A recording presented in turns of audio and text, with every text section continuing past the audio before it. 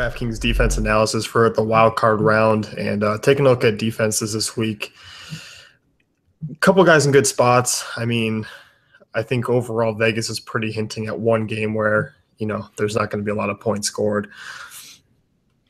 Oh, yeah, it's going to be the worst Saturday. It's going to be the worst playoff game in a while. Now, there was a Week 17 Rams Seahawks games in like 2011 for the playoff spot. It was basically like a play-in game.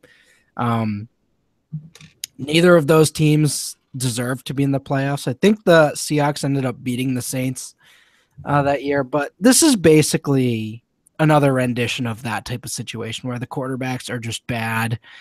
I believe that was Sam Bradford versus Tavares Jackson back in the day. So Brock Osweiler versus, Matt McGloin and Connor Cook. Basically, the Raiders pretending to be like a Big Ten football team right now with Matt McGloin and Connor Cook. It's true. Yeah, except I would rather have like the Rose Bowl quarterbacks come in and play from what I saw last night. Oh, Sam Darnold. Oh, my God. He is a gorgeous quarterback. And I don't mean in looks. I mean in the way he plays. He's going to be a fun one. But, this game's going to be ugly. I mentioned them here as the Houston Texans as a tournament team, but I'm actually not going there for my cash. Yeah, I mean, you're looking at Pittsburgh this week and 3,500 taking on a Miami team that's probably going to be without Ryan Tannehill, I would imagine. I think that's still up in the air, but for the most part, it's probably going to see Matt Moore. Even if I'm playing it as if Matt Moore is going to be in, because if Tannehill is playing, it's going to be a hurt Tannehill, which is basically Matt Moore anyway. So, you look at the upside of this matchup. I know the Steelers defense hasn't been that great this year. They don't get a ton of pressure, but overall they still have players that can make big plays. Ryan Shazier there. And if you just think about home for the Steelers has been a place where they do a lot of blowouts. They crush teams at home.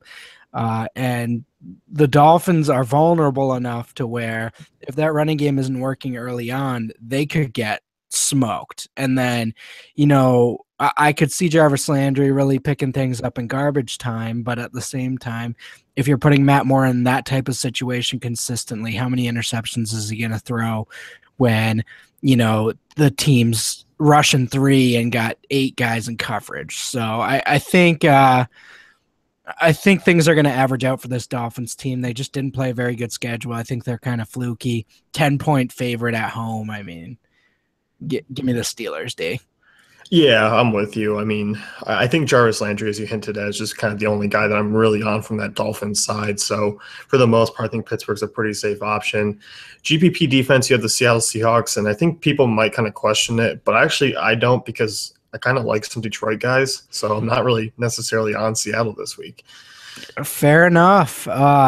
And I'm fine with that, but again, I'm just looking at how the playoffs have gone for the last 5 years, how teams have played the last 20 years.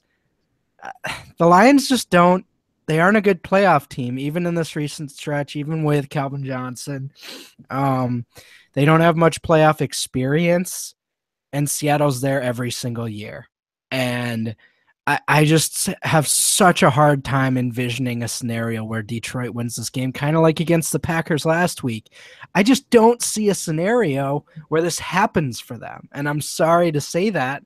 And I know Seattle's defense hasn't been all that great of late, but at home with that crowd rocking, 8-point favorites, Matthew Stafford with no Theo Riddick anymore, a pretty limited Marvin Jones at this stage, and really just Golden Tate, who the Seahawks can match up with. Obviously, the loss of Earl Thomas was a big deal, but I expect this to be a blowout, honestly. I mean, I can kind of see it going that way. I guess I don't know I would imagine that we get the good Seahawks that show up, but I've also seen just a horrible team come out there at times on both sides of the ball. Not necessarily, I don't think Wilson's going to have a bad day, but this defense, I think if Wilson gets up, I think there will be a little bit of garbage time, but I'm with you. I think Seattle, I mean, in terms of a floor, it's still pretty safe this week because if Detroit even scores a couple of touchdowns, I can't imagine that, Yeah, there and won't be sacks or turnovers. I mean, another team that I didn't put in here, but I would think about using is potentially the Packers. I think they're an interesting GPP defense with Eli there. My only reason I didn't put him in, I just think Odell Beckham's going for 200 receiving yards. I don't know. I haven't seen playoff Odell Beckham, but if I were to imagine a playoff scenario for this man, I'd expect him to make two humongous plays at the very least. So I didn't put the Packers in here, but I do think there's some defensive upside there. Yeah, I mean, I do too. And your last one here, Houston, and we are joking around at the beginning, talking the about chalk. Yeah. You kind of look at, again, the Big Ten quarterbacks with Connor Cook there. I love Amari Cooper. I love Crabtree, but they're just kind of neutralized by this. I don't think the running game is that good, even with all these weird pieces they throw in there. Houston's defense is good. They're not great against the run, but if they're allowed to put a little more emphasis on the run, I think they'll be all set. So that's kind of how I'm looking at that. They are going to be the chalk. They are expensive. So I don't think they're must play, but certainly an interesting move. Yeah, I do too. I mean, what about the other side of that one? I mean, do you think Oakland defense is worth any look? No, none at all.